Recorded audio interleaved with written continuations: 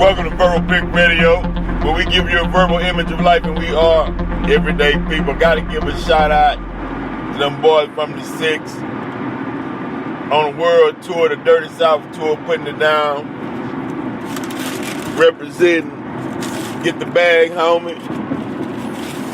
Representing. It's all about the numbers. Eat and get that bag. Them boys from the Six definitely putting it down. So, hey, worldwide. But we got to touch base on two subjects that's going to have a long-lasting effect. And how does it apply to black people? The first is, in Philadelphia, a white guy used to play basketball as a child. So he just so happens to be riding around in his vehicle with a new basketball. Now he winds up in the hood. He states that they were playing basketball on a homemade court with an old beat up ball. He stops, gets out of the car, and goes up to the young men playing ball in the family and give them a new basketball. Then he says, oh yeah, by the way, I have a phone. Let's take some pictures. And we need you to smile, but not just any smile. We need you cheesing on these pictures with this new basketball I gave you. So they took the photo, cheesing, and he posted it onto his Facebook page, and he started donating money, and it went viral. But what I'm saying is, it was off stage. He knows that when you worldwide, if you're a white person and you showing that, you know, hey, I'm helping the less unfortunate blacks, you're gonna get recognition.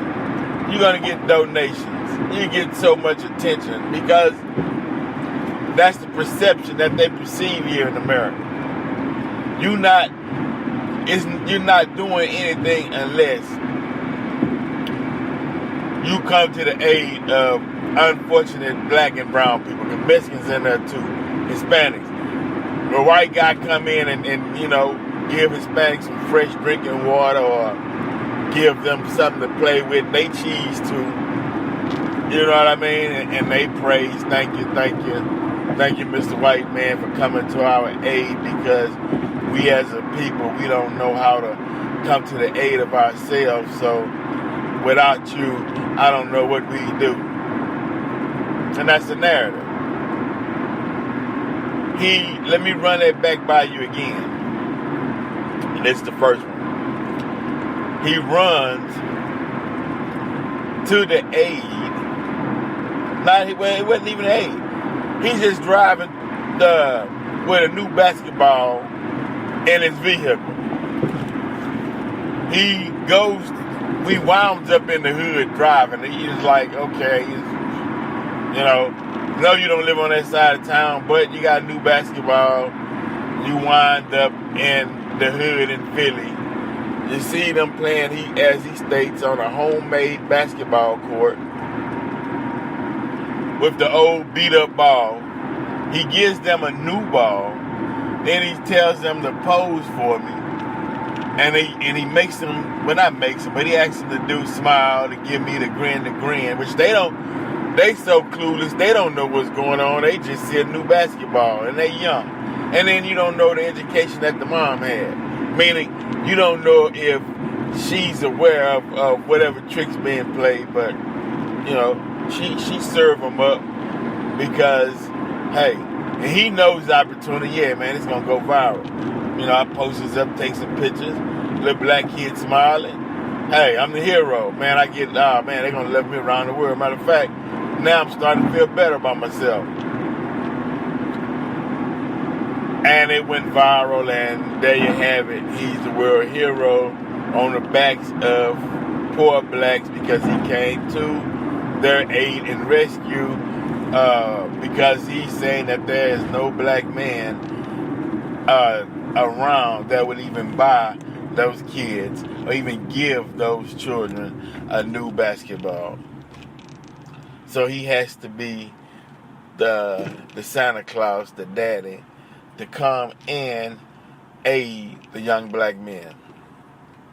And you know how many times we heard this story and warmed over about 1 million times? That's how the game goes. And then real quick, number 2.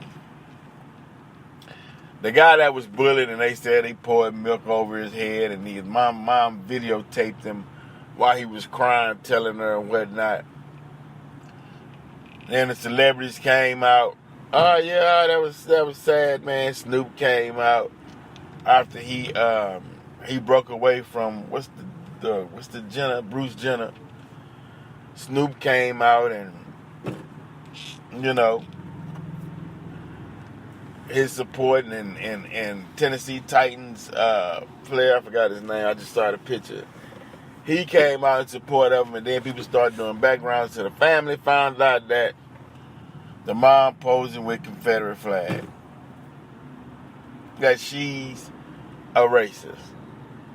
Now they saying, well, now this is how it entraps black people. Now they saying, now celebrity, they comes out and they state that you can't pick your parents. Like he's a victim of the parents, but you can't turn your back on him for being bullied. And how it entraps black people is the fact that, where do you stand? Did he get bullied for calling for being a racist and using the N-word, and they just jumped on him and got tired of the racism and they finally fighting back? Pretty big kid. Or could some of the kids at school, could they have went on their on his mom's Facebook page and saw the Confederate flags and that started the bullying? And will they try to use this case to use this case to make it seem like it's okay to be a racist and wear the Confederate flag, to that now that they're a victim and they need help and support from the larger community, to accept them as they are, just like you accepted the gay community. Could that be what they're trying to get us to do by using this story? I mean, then one more other thing before we go. Homosexual community, the LGBTQ, and I don't know, there's another letter that goes with that. I don't know the other letter. But check this out. Open carry and concealed. See, it was once a time where I personally was got into a heated debate because I stated that gay rights and civil rights was not the same, because gay people could change their identity, or if you're a gay man, you put a suit and tie and say you're not dressed in a woman's clothing, then no one would know that you're gay. But as far as black people, as soon as you walk outside, it's like we can't hide who we are. So we'll get discriminated against just by the fact that we were born black. You, on the other hand, there's no gay, you know what I mean? There's no gay color. Yeah, there's no gay look or gay color, or that even a child that can just look at you, and if you're not if you're not a man and you got a woman's wig on, or you know what I mean, you dressed in all pink, and with pink fingernail polish, or something like that, there's no way just looking at you telling it, unless you make yourself up to be opposite than what you look. You get what I'm saying? And it's not personal. So I would say it's not like civil rights. It's more like conceal and carry. The gun law is what you all need to be lining yourselves up with, because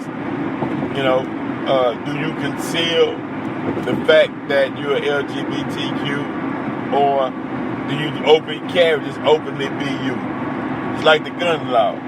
Or do people rather have you conceal a gun so they don't see it, or should you just open carry on the side and just whatever?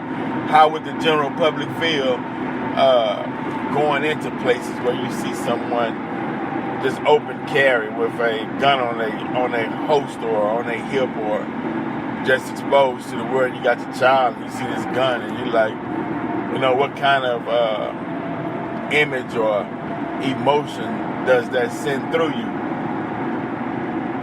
Same thing with the LGBTQ. Same thing. Is it better in society for them to conceal who they are, or do you want it open out in the public,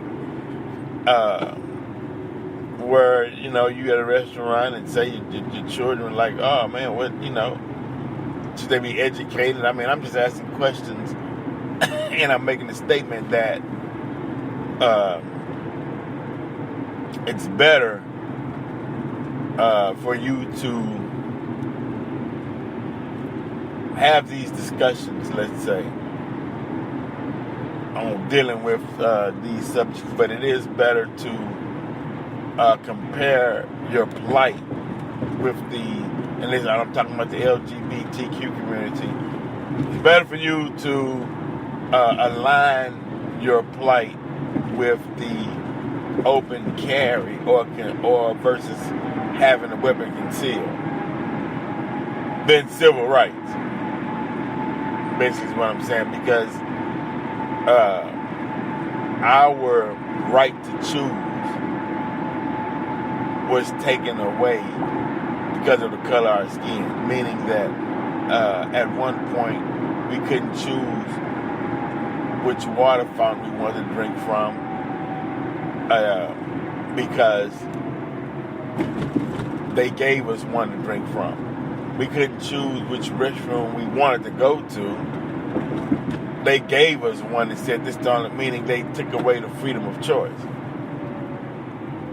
With the gay community, because it was gays back around in the 60s, no one knew or said, if you gay, here's your gay water fountain. If you're gay, here's your gay restroom. If you're gay, here's you can't, society as a whole don't know. So, if you're a man, no one knows unless you display it. And I'm just making that point to show that quote unquote what they call minorities are minorities, and are being discriminated and has been discriminated against just strictly on the basis of color. Verbal Pig Radio, we're out.